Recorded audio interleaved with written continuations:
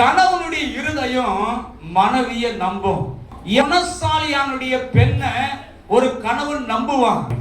புருஷன் சம்பாதித்து கொண்டு வருவான், சில காரியங்களை கொண்டு வந்து மனைவியிடத்துல கொடுத்து இத வச்சு குடும்பம் செய்யுங்க அப்படின்னு கொடுத்தா மனைவியானவ அத குடும்பத்துக்கு தேவையானது சந்திச்சு சிக்கனமாய் செலவு செய்து தேவையில்லாததை தகர்த்து மிச்சத்தை பிடிச்சு வச்சு அதை சேர்த்து வச்சு தன்னுடைய வருங்காலத்திற்காக பிள்ளைகளுக்காக சொத்து வாங்க தம் பிள்ளைக்கு ஆஸ்தியை சேர்த்து வைக்கிற மனைவிகள் ரொம்ப பங்குல ரொம்ப முக்கியம்.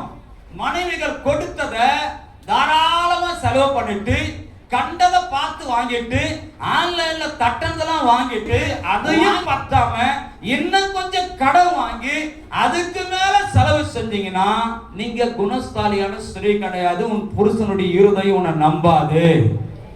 அவகையில கொடுத்தா கொஞ்சம் எப்படியாச்சும் மிச்சம் எடுத்து வைப்பான்னு நல்ல குணம் படைத்த மனைவியா இருந்தா கொண்டு போய் மொத்தமா குத்துடு.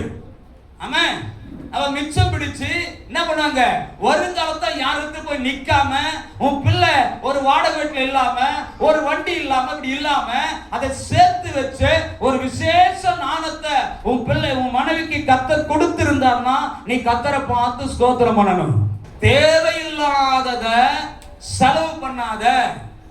₹1 கொடுத்து வாங்க வேண்டிய பொருளை ₹50 கொடுத்து வாங்காத.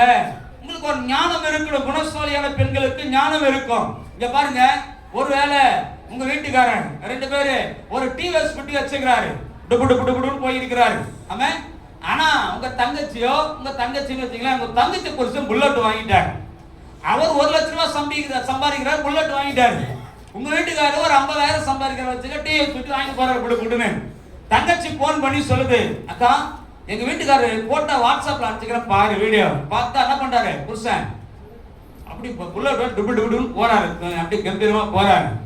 பார்த்த உடனே நேரா புருஷனுக்கு வந்து, ஏங்க இந்த தீபாவளி ஆஃபர் வருது, இந்த டிவிஎஸ் பெட்டி வித்துட்டு என்ன பண்ணிடு ஒரு புல்லட் வாங்கிடு போனோம். இந்த மாதிரி சொன்னாரு, ஏன் புல்லட் வாங்கணும், இது நல்லா தானமா போகுது போயிட்டு இருந்தேன்னா, நீங்க இதெல்லாம் அழகு இல்லை, இதெல்லாம் நல்லா இல்லை. ஏன்னா என் தங்கச்சியே புல்லட்ல போறா, நான் ஏன் டிவிஎஸ் பண்ண அவரை டார்ச்சர் பண்ணி இங்க லோனு தராங்க அங்க லோனு தராங்க புடி போட்டு கடன்காரன் ஆக்கி வர சம்பளத்தெல்லாம் டிவில போட்டு சாப்பாட்டு கூட கஷ்டப்படுற குடும்பமா நீங்க இருக்க கூடாது. அது குணஸ்தாலியான ஸ்திரீக்கு அழகு இல்லை.